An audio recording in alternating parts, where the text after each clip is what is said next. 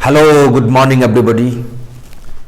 आज 26 जनवरी है और आप सभी को रिपब्लिक डे पर आपको बहुत बहुत बधाई और आपको बहुत बहुत धन्यवाद देता हूँ। आज मैं भारत के लिए दो शब्द बोलना चाहता हूँ कि जिस भारत की भूमि पर हमारा जन्म हुआ है, मैं उनके लिए दो शब्द रखना चाहता हूँ। सबसे पहले मैं ये कहना चाहता हूं, ये जो भारत शब्द है ये कहां से आया है? कहां से आया ये भारत शब्द? और हम ये कहना चाहते हैं कि भारत में जो भा का अर्थ है वो ज्ञान होता है, वो प्रकाश होता है। रत मतलब इन्वॉल्वमेंट। जो ज्ञान में रत है वही भारत है। जहां के लोग ज्ञान में रत है, जहां के लोग ज्ञान में रत रहता है वही भारतीय है। एक बार क्या हुआ कि भगवान भोलेनाथ इस पृथ्वी पे भ्रमण करने के लिए निकले माता पार्वती के साथ। और जब माता पार्वती के साथ पृथ्वी भ्रमण करने के लिए निकले तो बहुत सारे प्रांत वहां पर दिख रहे हैं उनको बहुत सारे प्रांत दिखे। और उसमें से एक प्रांत था, एक ऐसा जगह था जहां पे बहुत सारे ऋषि मुनि तपस्वी मनीषी तपस्या में लीन थे। जब हम तपस्या में लीन रहते हैं तो अंतःकरण में हम प्रकाश का दर्शन करते हैं, ज्ञान का दर्शन करते हैं। ज्ञान का ही साकार रूप प्रकाश होता है। तो जब भगवान भोलेनाथ ने देखा कि ये तो ज्ञान में रत है, तो माता पार्वती से कहते हैं, उमा भा रत, भा रत, भा मतलब ज्ञान, रत मतलब उसमें इन्वॉल्व रहना। यहां के लोग देखो भारत में रत है, भा में रत है, ज्ञान में रत है। तो भगवान भोलेनाथ ने उस जगह का नाम, उस प्रांत का नाम रख दिया भारत। भा मतलब ज्ञान, रत मतलब इन्वॉल्व रहने वाले। जहां के अधिकांश लोग ज्ञान में रत रहते हैं उसी का नाम भारत है। हम समझते हैं कि हमारे देश का नाम भारत दुष्यंत पुत्र भरत के नाम से पड़ा। कभी कहते हैं हमारे देश का नाम भारत चक्रवर्ती राजा दशरथ पुत्र भरत के नाम से भारत पड़ा, या कभी कहते हैं ऋषभ देव के पुत्र भरत के नाम से हमारे देश का नाम भारत पड़ा। There are so many reasons. लेकिन असल में हमारे देश का नाम भारत क्यों पड़ा और किसने रखा, वो अगर देखना चाहें तो एक और एक्सप्लेनेशन में करना चाहता हूं। भारत में जो भा शब्द है और रत शब्द है, सबका मीनिंग कैसे आया? तो सबसे पहले शब्दों की उत्पत्ति कहां से होती है? अगर ये भारत शब्द है, ये शब्द आया कहां से, या कोई भी शब्द कहां से आता है? वो शब्द वर्ण से मिलके बना होता है। वर्णों के समूह को शब्द कहते हैं। अगर भारत में है भ है, आ है, र है, त है, ये सब वर्णों के मेल से शब्द की उत्पत्ति होती है।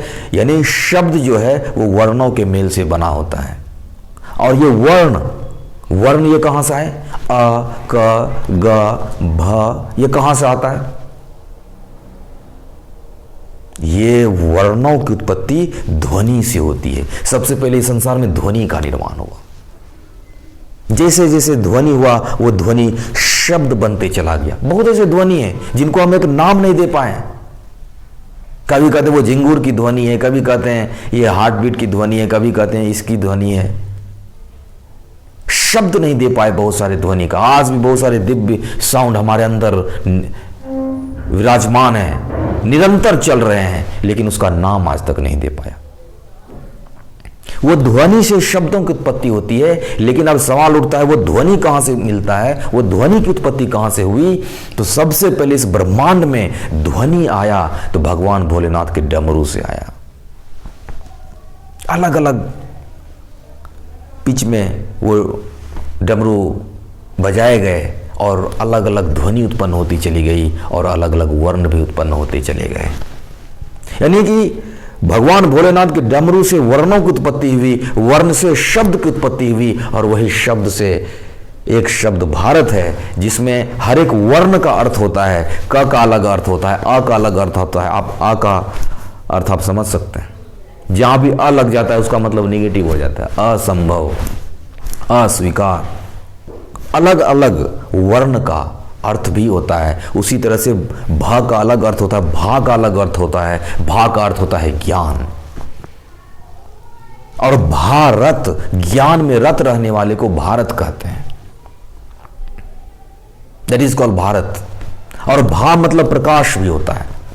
हमारे ऋषि मुनि जब तपस्या में लीन रहते थे, अपने अंतर घट में वो प्रकाश का दर्शन किया, वो प्रकाश का दर्शन किया।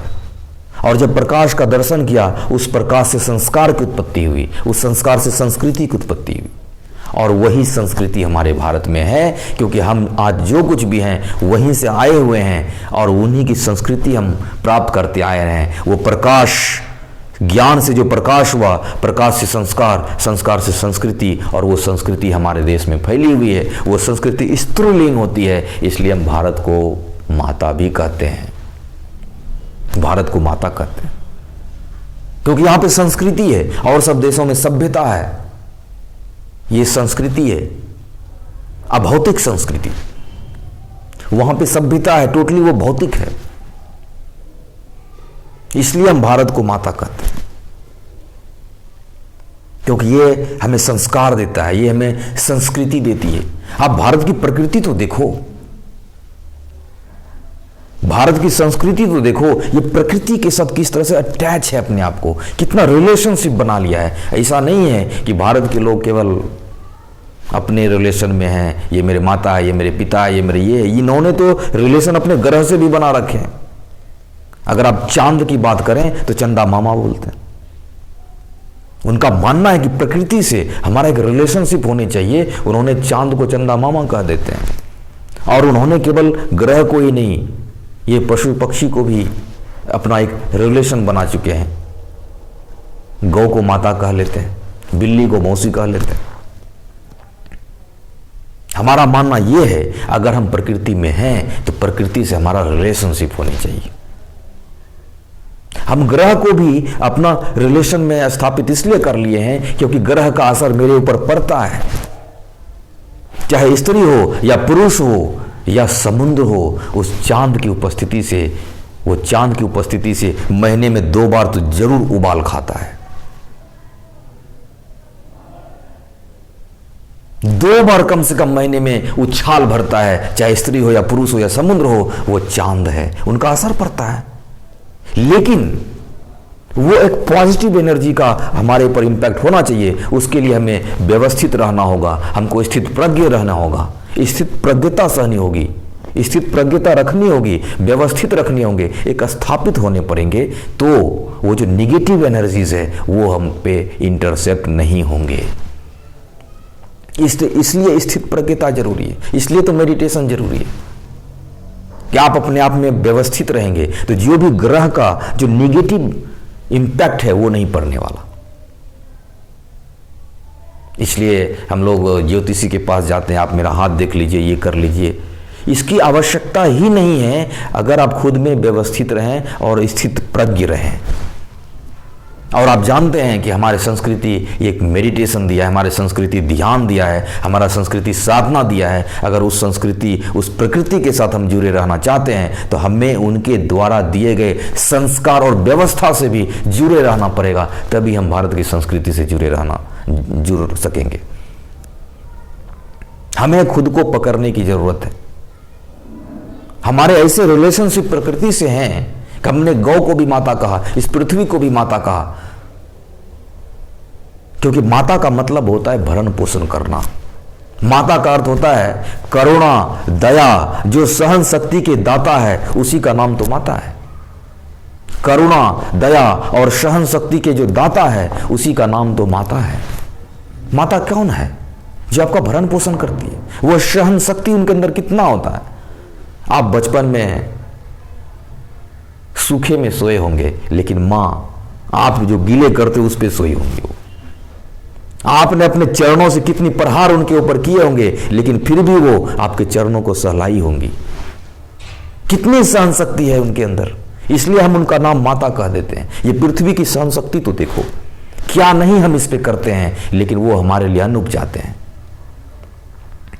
अगर मैं गौ माता की बात कर लूं, तो अगर हमारी अपनी माता भी कहीं चली जाएं या दुनिया से भी चली जाएं, भगवान ना करे ऐसा हो, उसके बाद जो हमारी रक्षा करते हैं वो गौ माता रक्षा करते हैं, क्योंकि माता का दूध और गौ माता का दूध में बहुत सिमिलैरिटीज है। ऐसे को हम माता कहते हैं जो हमारा भरण पोषण करे। तो इसलिए भारत माता है ये हमारा, इसलिए भारत माता कहते हैं क्योंकि यहां पे संस्कृति स्थापित है। संस्कृति है तो वो प्रकृति से जुड़े हुए हैं, एक हमको एक नया मनोबल देता है। ऐसे ही नहीं, भारत माता के लिए बहुत सारे शहीद, बहुत सारे जवान शहीद हो गए। भारत माता के लिए हम कुछ भी करने को तैयार हो जाते हैं। That is because of this only.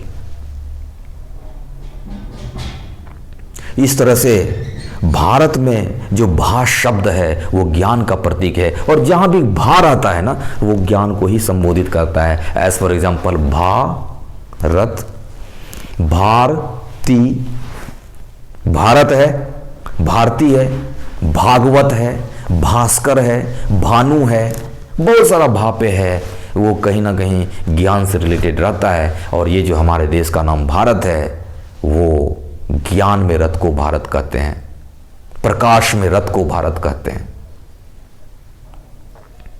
अब दूसरा पॉइंट मैं ये बोलना चाहता हूं कि भारत को विश्व का हृदय कहते हैं। आप कहेंगे ऐसा आप क्यों कहते हैं? भारत को विश्व का हृदय क्यों कहते हैं? अमेरिका को क्यों नहीं कहते? आप चाइना को क्यों नहीं कहते?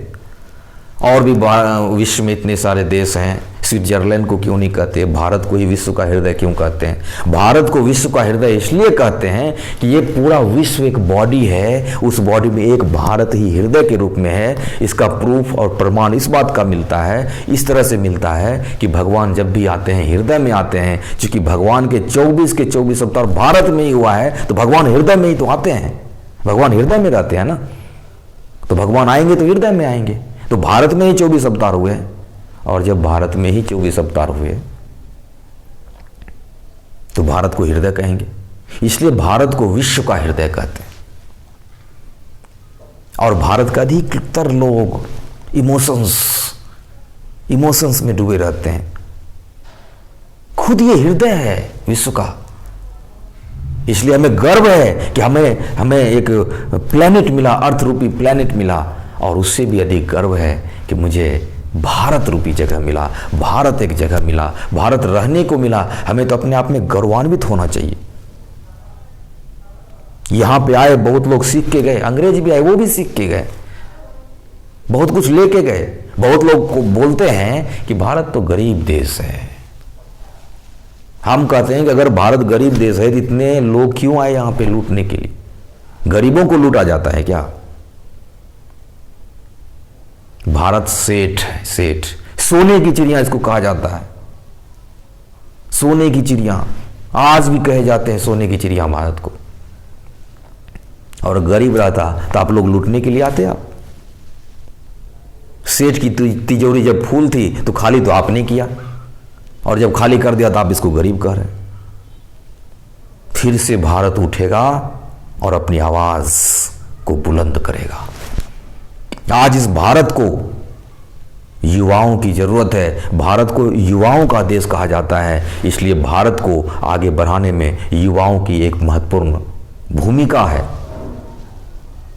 युवाओं को इस देश की रीढ़ कहा जाता है। युवा इस देश की रीढ़ है, लेकिन आज की युवा नशे के चिल्लू भर पानी में डूबकर, धुएं के फंदों में घुटकर अपने हार का जश्न मना रहा है। इस टूटी और झुकी रीढ़ को आज संभालने की जरूरत है, उनकी सोई चेतना को जगाने की जरूरत है, और उनकी एनर्जी को, उनकी ऊर्जा को एक सकारात्मक पगडंडियां दिखाने की जरूरत है। आज मैं उस युवा से एक बात में कहना चाहता हूं कि भारत के युवाओं, क्या आपके अंदर केवल इश्क रूपी जुनून है, या इनकलाब कहने के लिए, देश के लिए मर मिटने के लिए खून भी है? हमें इस भारत के लिए क्या करना है? आप क्या कर सकते हैं? आपका क्या योगदान है? क्या आप मुझे बता सकते हैं? मेरा आपसे एक ललकार है, ऐ युवाओं, तुम सिर्फ इश्क करने की तजुर्बा ही रखते हो या फिर इनकलाब कहने वाले भगत सिंह वाला जज्बा भी रखते हो? तेरे हृदय में केवल इश्क का ही जुनून है या फिर इनकलाब के लिए तेरे रगों में खून भी है? क्या इबाबत इश्क के लिए तेरा हृदय ही मचलता है या इस देश के लिए रगों में खून भी खौलता है? क्यों विषयों का ऐसा तुम पर जादू मंत्र हुआ? क्यों विषयों का ऐसा तुम पर जादू मंत्र हुआ? बाहर से स्वतंत्र किंतु अंदर से परतंत्र हुआ। क्यों विषयों का ऐसा तुम पर जादू मंत्र हुआ? बाहर से स्वतंत्र किंतु अंदर से परतंत्र हुआ।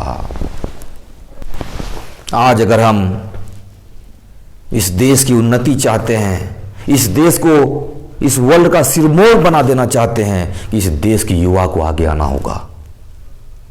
आज की युवाएं सोई हुई है, इस सोई हुई चेतना को जगाना होगा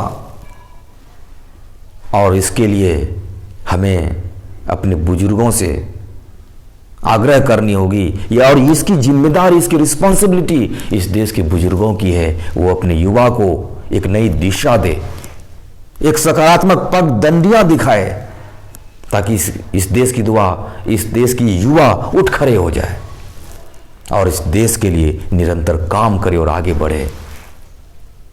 इस देश से हम हैं, 1 घंटे देह के लिए, 1 घंटे देश के लिए और बाकी समय खुद के लिए। अगर हम इस देश की उन्नति चाहते हैं तो हमें इस देश के साथ एक भावना से जुड़नी होगी, एक दिल से जुड़ना होगा, एक इमोशंस जो एक पुत्र माता के साथ रखते हैं, उसी तरह से हमें भी इस देश के लिए जीना होगा। हमें केवल अपने पर्सनल गोल की बात नहीं करनी, हमें इस देश की गोल की भी बात करनी है कि हमारे इस देश का क्या गोल सेटिंग है। हमें इस देश के गोल के लिए भी वर्क करने पड़ेंगे, not for only the personal goals.